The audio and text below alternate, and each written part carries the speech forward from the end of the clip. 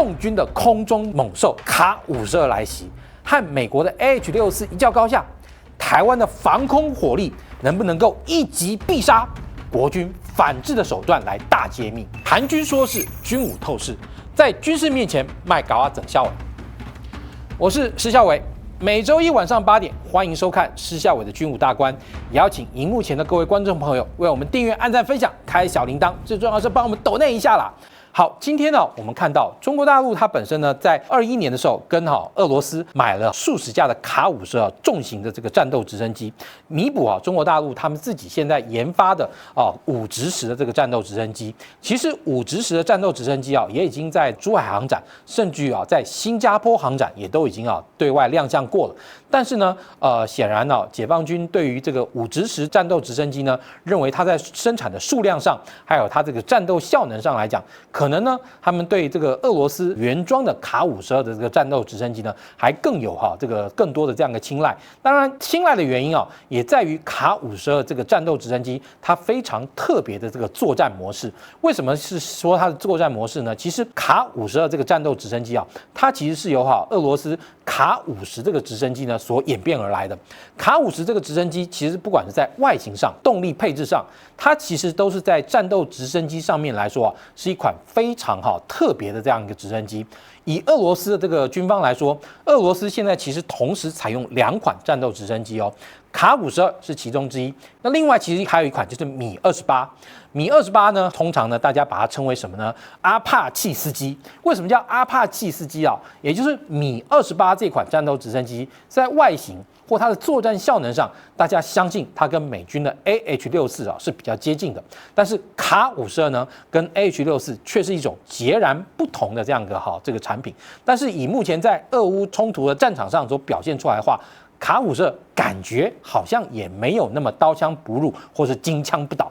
怎么说呢？卡52最特别之处就是在于它的这个动力输出模式。我们看到一般的这个直升机它一定是单组的这个旋翼，然后呢尾巴有一个尾旋翼。那这个尾旋翼它真正的效能是如何嘞？它其实是要用来抵消主旋翼旋转时所产生的反作用力，我们也称为一个扭力。也就是当你主旋翼在那边旋的时候，另外它一定会产生一个那个反方向的这样一个反作用力，但这个反作用力就需要靠尾巴的这个尾旋翼呢用一个尾旋翼的这个动力朝另外一个方向输出动力来抵消掉我们刚刚讲到这个扭力。所以你看，为什么在黑鹰计划里面，当这个美军在摩加迪休上空直升机被底下的这个伊索比亚民兵打坏了这个它的尾旋翼之后呢，整架直升机就像竹蜻蜓一样旋转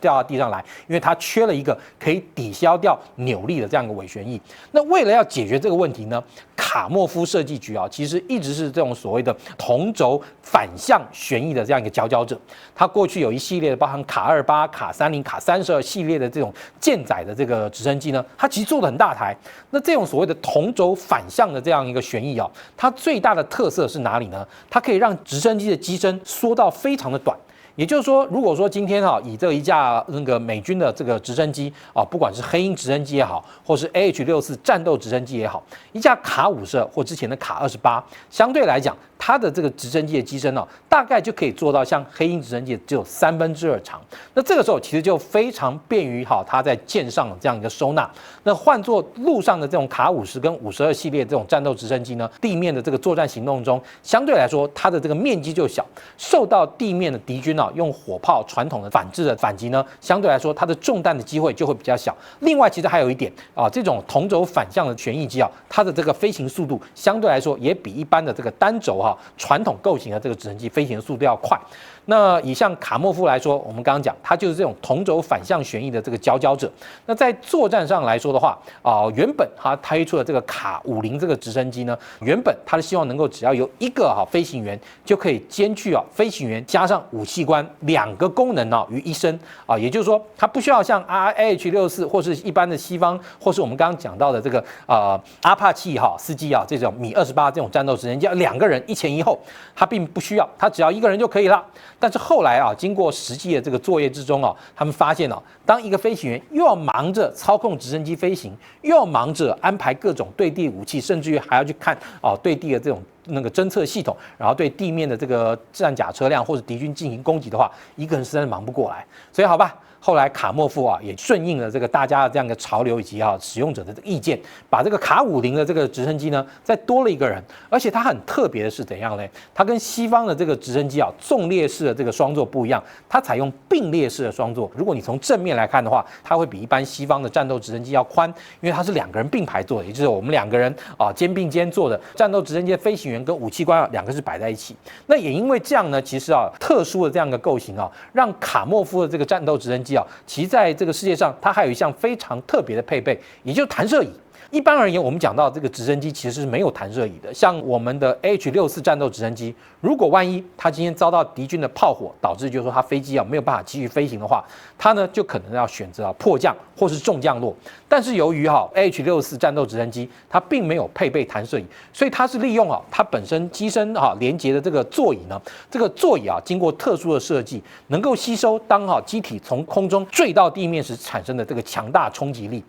大家还记得吗？我们中华民国陆军在接收了 H-64战斗直升机的时候呢，没多久就在一次这个训练任务中有一架 H-64战斗直升机在龙潭直接撞击民众的家屋，但是很神奇的，里面的2个人基本上只有受了一些轻伤，所以你就可以看出来美国的这种战斗直升机的机体之坚韧跟俄罗斯系的这个战斗直升机它的设计的概念其实是大相径庭的。因为以卡52来说，它居然是使用弹射椅，而且它弹射椅弹射的方式也很特别也就是说，当它飞行员决定要弹射的时候，直升机我们都知道它一定是在中低空进行作战。低空进行作战的时候，你不可能向下弹吧？你向下弹，人马上就插在地上，那大概再怎么样都不会有生存的机会。但是如果你往上弹，上面有一个同轴对向旋转的这个旋翼俄罗斯人也是挺别出心裁的。他在向上弹射之中呢，他先用炸药把上面2个旋翼先炸开，也就是当它弹射的时候，第一个动作不是舱罩先飞出去，而是它上面2个旋翼的桨叶呢先爆炸，然后向外飞散而出。也就是在那个当下，只剩那个直升机的那个动力轴，而它的旋翼已经是弹掉。那这个时候，后面直升机的弹射椅才继续动作，把人飞行员弹射出去。而且在俄乌战场上，还真的有俄罗斯的这个飞行员因为这个设计而保住了一命。所以H-64这个战斗直升机跟卡52的这个战斗直升机，它们基本上的功能跟用途其实非常相近的。那像卡52，它本身也具备了这个短翼，它这个短翼呢也是用来挂载各种的空对地的飞弹等等，让它能够对地面进行攻击。我们看到像现在中国大陆，包含类似像后来的这个歼11B 跟后面的这个歼16，它基本上都是把战机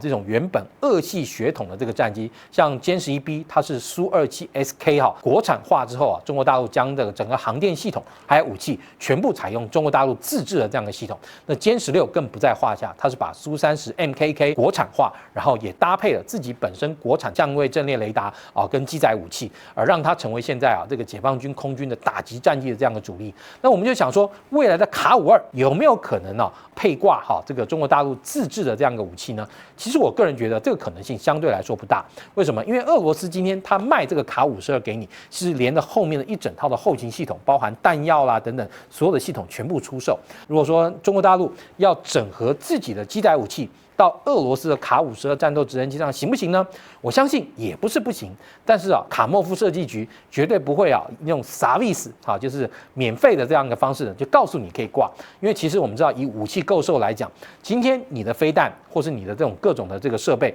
要整合到另外一个平台上的话，最重要的一个工作叫做系统整合，也就是一定要透过系统整合，武器才能够挂上去嘛。那这个武器系统整合，我们是编辑耶是要收费的。如果那个中国大陆方面提供了卡莫夫设计局觉得够甜整合费用的话，那当然其实西挂中国大陆的这个自制的武器或者是机载雷达等等，也不是不可能啦。但是我刚刚讲这个修改费就不会太便宜啦。那中国大陆在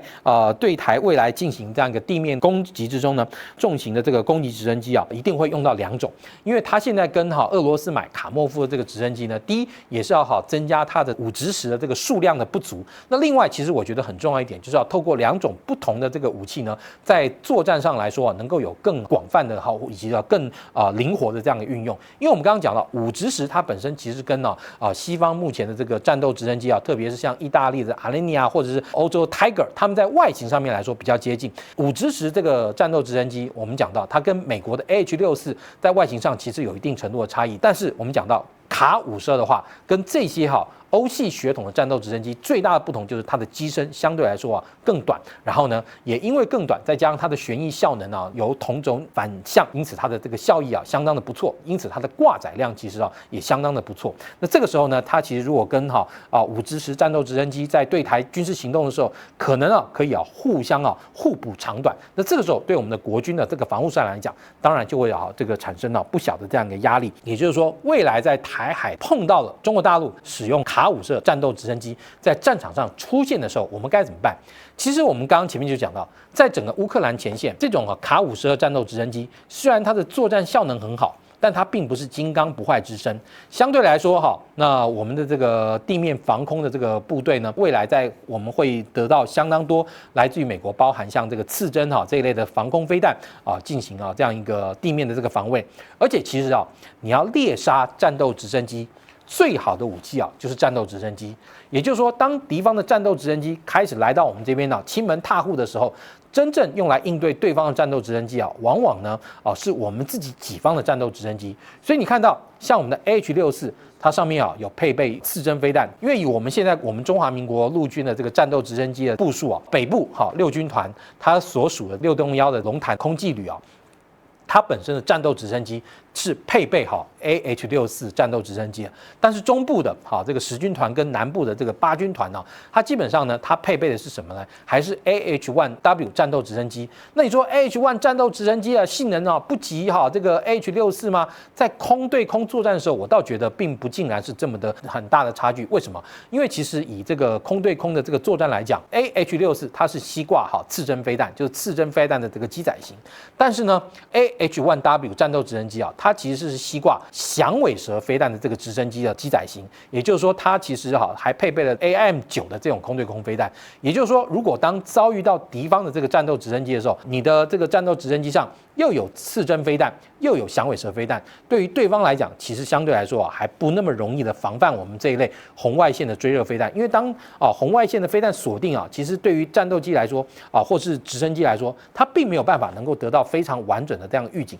通常是要等到对方发射飞弹的这个瞬间，它才会发现有红外线这种追热飞弹朝它而来。那这时候往往双方距离已经相当近，它要进行闪躲，不见得能够闪躲掉。那很多人就会说你打直升机干嘛还要用直升机来这个进行猎杀？你用战斗机就好啦。当然，真正在共军已经到地面登陆的这个阶段的时候，我们的战机还有没有办法进到就是大陆的这个登陆的这个区域这个附近，对敌方的这个登陆的这个部队构成一定程度的威胁？因为从对方来讲，对方一定要能够掌握到他登陆滩头或者是地面战区上空的制空权或者说有限程度的制空权，他才能够进行这样一个空地协同作战。所以他一定会想方设法把我们的战机排除在外。其实另外还有一点更重要，就是战机的飞行速度很快，动辄700-800公里。上面战机配备的这种，不管你是主动的这个雷达也好，或是被动的像原本的这个 APG-63或是我们的这个金龙53雷达或是RDY 雷达等等，它基本上来说，它们都是属于那种叫都普勒运算。其实的这种都普勒雷达呢，它有一个非常大的特色，它会把这种低空慢速目标当成杂讯把它滤掉。为什么呢？因为以战机来说，它原本的设定就是针对那个速度800-900公里的这个敌军战机结果你一个速度200公里不到直升机那边啵飞，对于我的战机的作战系统来说它就是一个假讯号。所以其实相对来讲，战机要打直升机难度非常非常高，直升机打直升机或是地面野战防空打直升机才是真正拦截对方战斗直升机的正办。我们的 iSmart 施孝瑋的军武大官，为了要能够更大的服务我们的观众朋友，我们在 LINE 社群里面也成立了一个 iSmart 施孝瑋的军武大官。而且你加入我们这个群组以后呢，就可以得到军事的第一手的这个资讯分析也谢谢各位观众朋友收看，订阅、按赞、分享、开小铃铛，谢谢大家。